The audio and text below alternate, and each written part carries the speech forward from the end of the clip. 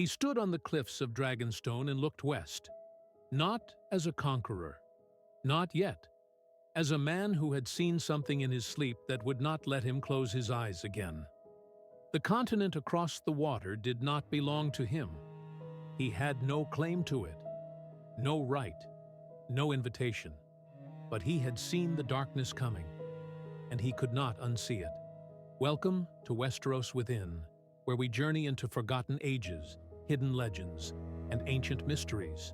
This is Mysteries of the Realm, Episode 13, Aegon's Dream, the prophecy that started everything.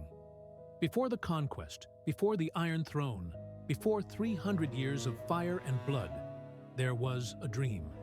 Aegon Targaryen, Lord of Dragonstone, saw a vision in his sleep. Darkness pouring from the far north. A winter without end. The dead rising in numbers beyond counting.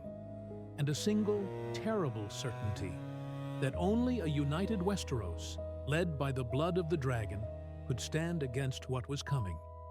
He called it a song of ice and fire. Now, a careful note, because this investigation must be honest about its foundations. This prophecy is not laid out in the history books that chronicle the Targaryen dynasty. Fire and Blood does not record it. No Meister transcribed it. It exists as a tradition revealed to us through the secret Targaryen line of succession, whispered from ruler to heir, never written for public eyes.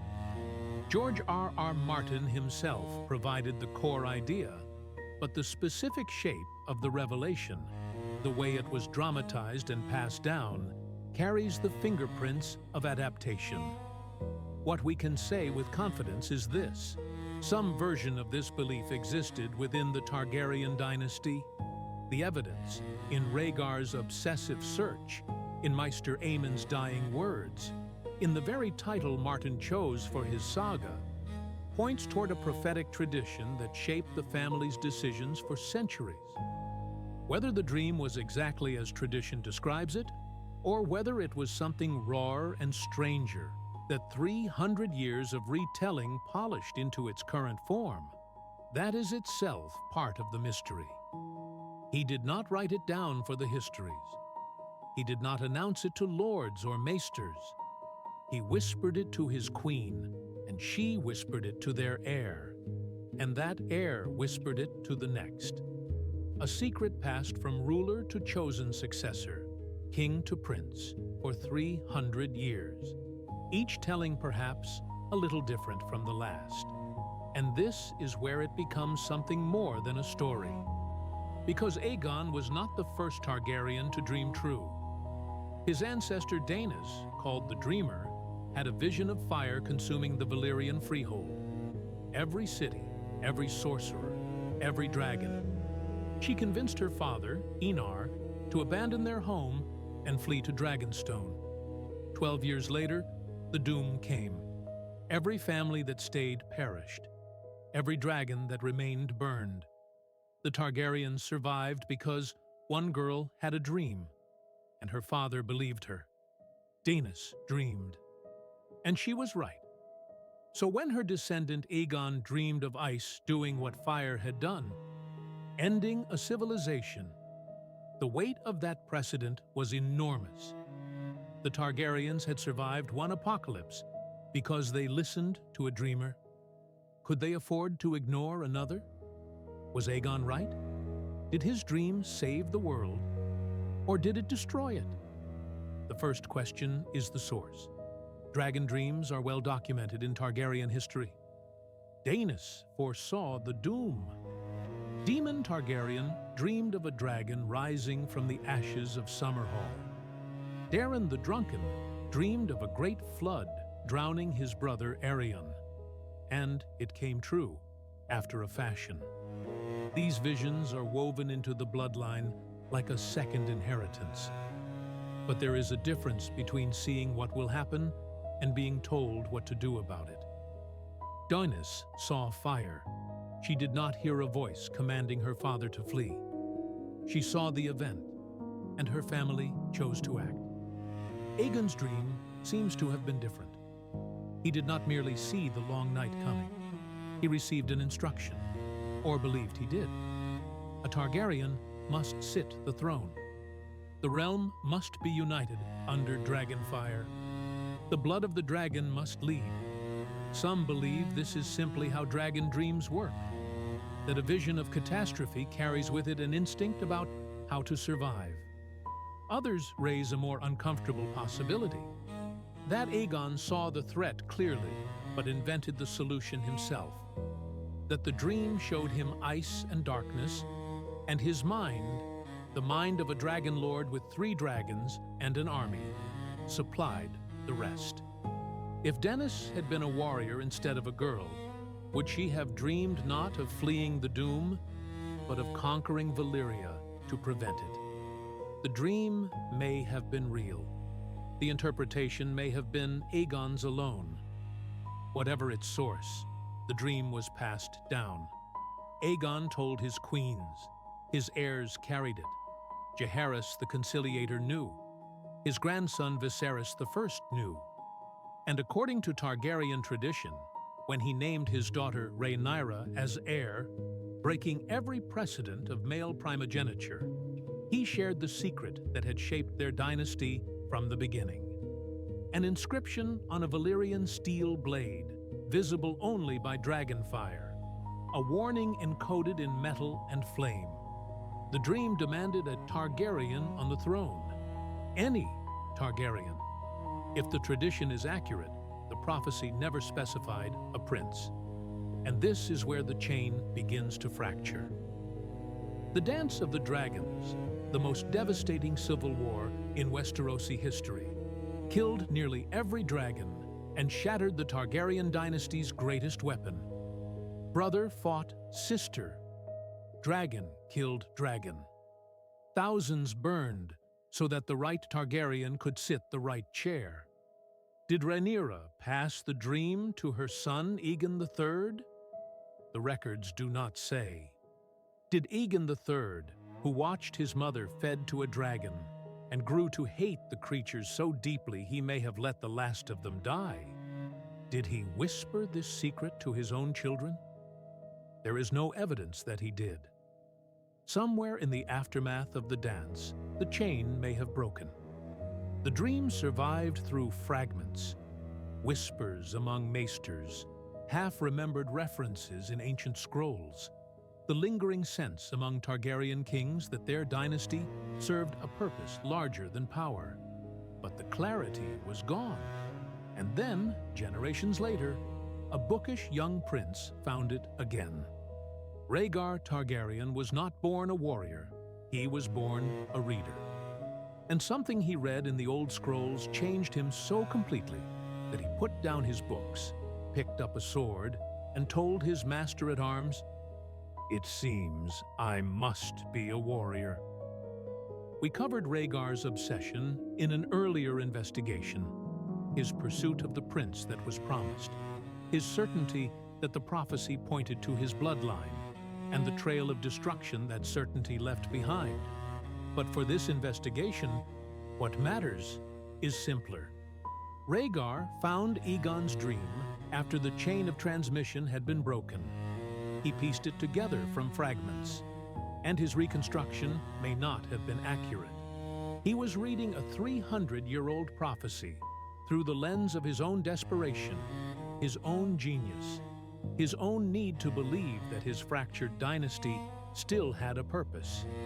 He was not wrong about everything, but he may have been wrong about enough.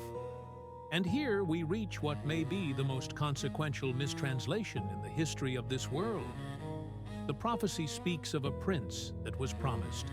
For 3 centuries, the Targaryens assumed this meant a man, a male heir, a king. Every succession crisis, every forced marriage, every war fought over which son would inherit the throne, all of it filtered through the assumption that the savior must be a prince. But High Valyrian is not gendered the way the common tongue is. The word that was translated as prince is gender neutral. It means prince and princess equally. One word, 2 meanings. 300 years of wrong assumptions.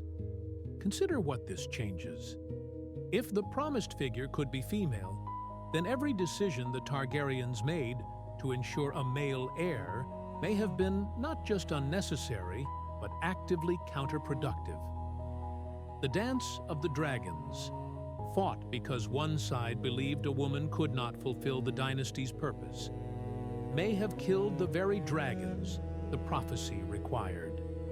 Rhaegar's desperate search for a third child, the one he believed would complete the 3 heads of the dragon, might have been a search in the wrong direction entirely. And Daenerys Targaryen, the woman who hatched 3 dragons from stone, who was born amidst salt and smoke, who brought fire back into a world that had lost it, was overlooked for centuries because every interpreter assumed the savior would be a man. Maester Aemon, blind and dying at the wall, realized this too late. He wept for a girl he would never meet, halfway across the world, and whispered, "It is her." One word, mistranslated, for 300 years. But here is where the investigation turns. Because even if the dream was real, even if Aegon saw true, there is a question that the believers never ask. How much destruction did the dream itself cause? Follow the arithmetic. The Conquest killed tens of thousands. The Field of Fire alone claimed 4,000 men in a single afternoon. Harrenhal was melted to slag, with its garrison screaming inside. Dorne resisted for years, and the reprisals were brutal in both directions. After the Conquest, the Targaryen dynasty produced 300 years of civil war, madness, and dragonfire turned against the realm it was meant to protect. The Dance of the Dragons killed more than 100,000. The Blackfire rebellions, 5 of them, bled the kingdom for generations. The Mad King burned men alive with wildfire and laughed at their screams. Robert's rebellion toppled the dynasty entirely. The War of the 5 Kings shattered what was left. And the threat the dream warned of, the White Walkers, the army of the dead, was defeated in a single night at Winterfell. One battle, one night. And the weapon that ended it was not a Targaryen king on the Iron Throne, but a Valyrian steel dagger in the hand of a girl who had no claim to any prophecy at all. The Targaryens may have caused more death in 300 years of preparing for the Long Night than the Long Night itself inflicted. That is the paradox Aegon never foresaw. The dream said, "Unite the realm," and the attempt to unite it through fire shattered it beyond recognition.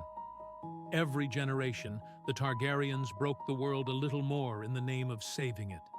And every generation, they told themselves the suffering was necessary because the night was dark and full of terrors, and only they could light the fire.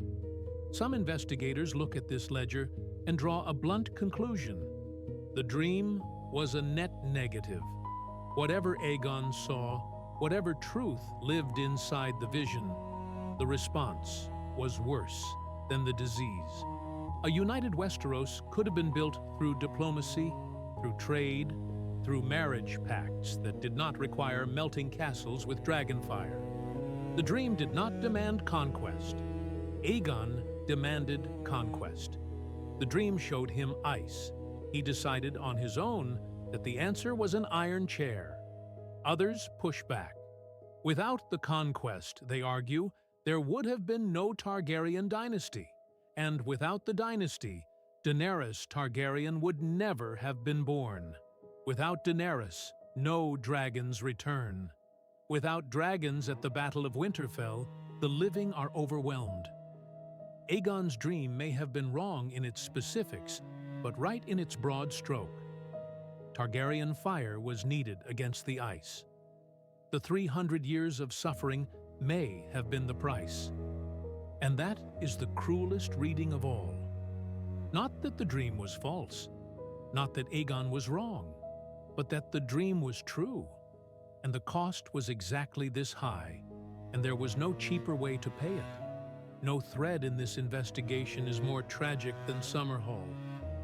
Aegon V, Aegon the Unlikely, the king who had walked among small folk as a boy and spent his reign trying to better their lives, became obsessed with hatching dragons. Not for conquest, not for glory, because the prophecy demanded it, and the dragons were gone, and without them the promise could not be fulfilled. He gathered his family at the summer palace. He gathered the dragon eggs. He gathered whatever knowledge of the old rituals he could find. And Summerhall burned. The details have never been fully revealed. The pages of the account are damaged by fire, as though the tragedy consumed even its own record. What we know is that Aegon V died. His eldest son, Duncan, died. The Lord Commander of the King's Guard died. The summer palace was reduced to blackened ruin. And in the smoke and grief of that same night, a baby was born. Rhaegar Targaryen drew his first breath as his great-grandfather drew his last. Born in the ashes of a failed prophecy. And he would spend his entire life trying to succeed where Summerhall had failed. Sacrifice begetting sacrifice. A good king killed by the weight of a dream he inherited. A prince born from those ashes who would inherit the same dream, pursue it with the same desperation, and leave even greater destruction in his wake. That is what prophecy does to the people who believe in it. It does not release them. It consumes them.